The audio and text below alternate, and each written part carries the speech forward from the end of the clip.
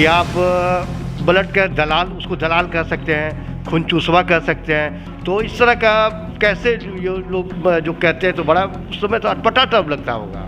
देखिए कई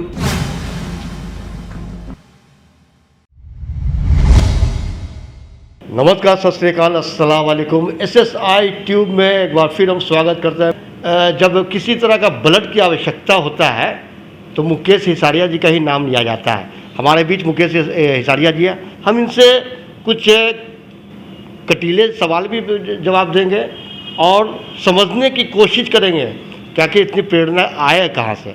मुकेश जी, सबसे आपको बहुत बहुत धन्यवाद, बधाई देता हूँ। मुकेश जी, पहले व्यक्तिगत रूप से आप बताइए, इसकी प्रेरणा कब से आई है, क्या संस्था आप चलाते हैं? SSI ट्यूब के सभी दर्शकों को नमस्कार।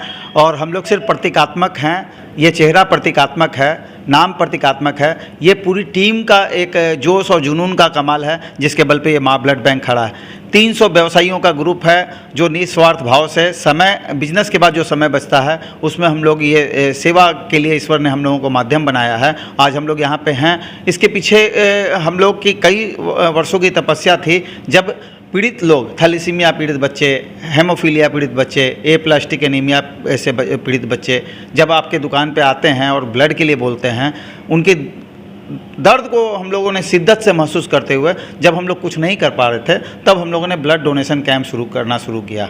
और उन बच्चों के लिए जब हम लोगों ने सेवा किया तो हम लोगों को बदले में जो खुशियां हैं, हमारे सारे सदस्यों के, हम वैष्णो देवी सेवा समिति परिवार के सभी सदस्यों में एक अलग से ऊर्जा का संचार हो गया और हम लोगों को इस सेवा करने में आनंद आने लगा। जब आप किसी ज़रूरतमंद के लिए ब्लड की व्यवस्था करते हैं, उनके चेहरे पे जो मुस्कान आती है, उस मुस्कान की कल्पना, मतलब उस मुस्कान का हम लोग शब्दों में व्यक्त नहीं कर सकते हैं। और अब तो हम लोग को चेहरे पे मतलब किसी की खुशी लाने की एक आदत सी हो गई है और इस आदत के बल पे हम लोग यहाँ तक पहुँच पाए हैं। कोरोना काल में काम करने में कैसा अनुभव रहा?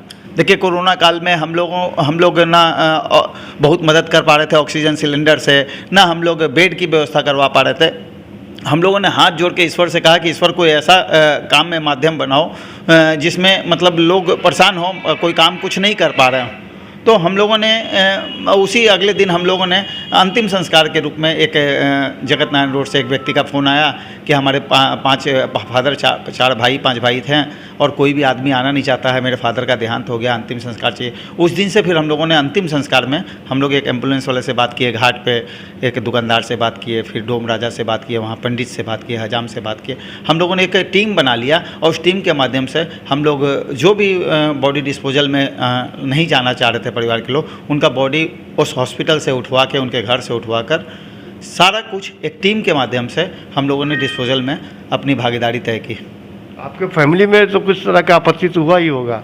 नहीं, देखिए शुरू में जब आप सेवा के कार्य करते हैं तो हर कदम पे मतलब आपको लगता है कि पारिवारिक समस्या का सामना करना पड़ता। हम भी कुछ अलग नहीं थे। लेकिन जब आपकी फैमिली कहीं जाती है, समाज में जाती है और समाज में लोग आपको पहचानते हैं, तो उसका लाभ जब परिवार वाले महसूस करते हैं तो फिर उनके तरफ से भी पॉजिटिविटी आ जाती है और वो लोग जानते हैं कि एक जुनून है कि भाई अगर कम से कम ये व्यक्ति शराब नहीं पी रहा है, ये कोई नशा नहीं कर रहा है और ये एक सेवा का में अगर ईश्वर ने माध्यम बनाया है तो परिवार का सपोर्ट और दोस्त यार सब जुड़ते चले जाते हैं। जब लोग आप अकेले चलते हैं और जब पूरी टीम खड़ी हो जाती है तो फिर उसके साथ काम करने का आनंद अलग आनंद है। इस आनंद के बदौलत हम लोग ये काम कर पा रहे हैं। एक सवाल है मुकेश जी, कि लोग का ये जहन में है कि आप ब्लड का दलाल, उसको दलाल कह सकते हैं, खून चूसवा कह सकते हैं। तो इस तरह का कैसे ये लोग जो कहते हैं, तो बड़ा उस समय तो अटपटा टफ लगता होगा। देखिए कई मरतबा हम लोगों को इस तरह के समस्याओं का सामना करना पड़ता है जब लोग हम लोगों को पैसे का ऑफ़र करते हैं कि आप किसी भी रुपए में पैसे में दिलवा दीजिए।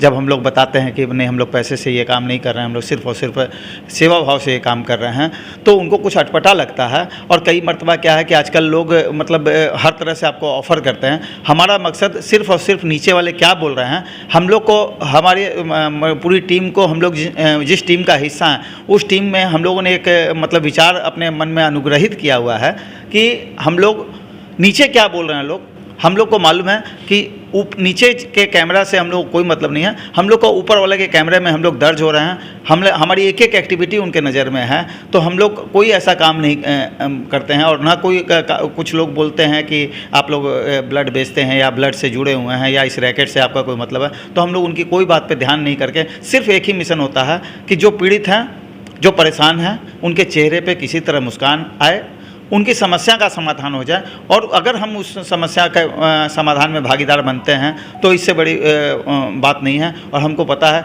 कि हम चाहे गलत कर रहे हों चाहे अच्छा कर रहे हों, हर चीज़ ईश्वर के कैमरे में कैद हो रही है। और आपके माध्यम से हम बताएंगे कि आप भी अगर सेवा का कार्य कर रहे हैं तो आप किसी भी रूप में आप ध्यान रखें कि ईश्वर के कैमरे में आप कैद हो रहे हैं। अगर आप अच्छा कर रहे हैं तो वो अच्छाई कई गुना ज़्यादा खुशियों के रूप में आपके परिवार के पास वापस लौटेगी।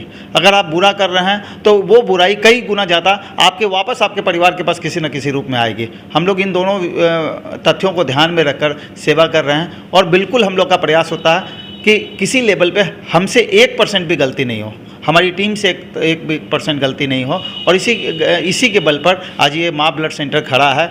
सिर्फ पॉजिटिव लोग आ रहे हैं, पॉजिटिव सोच आ रही है, और कहीं से भी नेगेटिविटी नहीं है।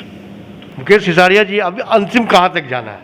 देखिए, ईश्वर जब तक काम करवाते रहेगा। तो अभी तक हम लोगों ने कोई टारगेट अचीव नहीं किया था। हम लोगों ने टारगेट एक तय किया था कि हम लोग को एक ब्लड बैंक समाज को देना है।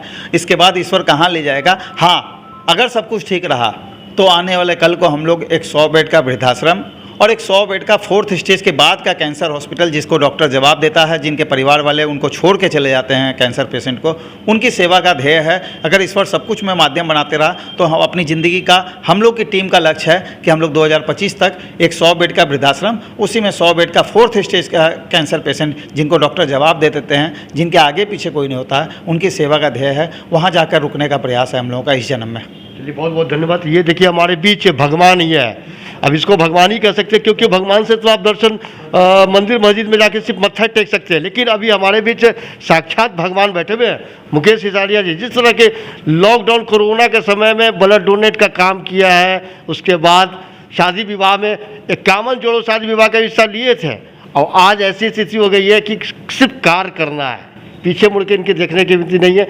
अगर किसी को अगर ब्लड की आवश्यकता हो तो फ़ौरन घबराए नहीं, मुकेश सिसारिया हाजिर है, जहाँ भी बुलाएंगे संपर्क करेंगे, आपको जरूर कार्य करवाएंगे। तो ये थे हमारे बीच मुकेश सिसारिया और उनकी पूरी टीम, माँ ब्लड सेंटर के जितने भी टीम, उनको हम बधाई देते हैं। और एक नई उमंग, नए अंदाज के साथ में बहुत जल्द आपके बीच आएंगे। हम आपसे विदा लेने के लिए, विदा होने के पहले आप इस चैनल को सब्सक्राइब कीजिए, लाइक कीजिए। तब तक बाय बाय।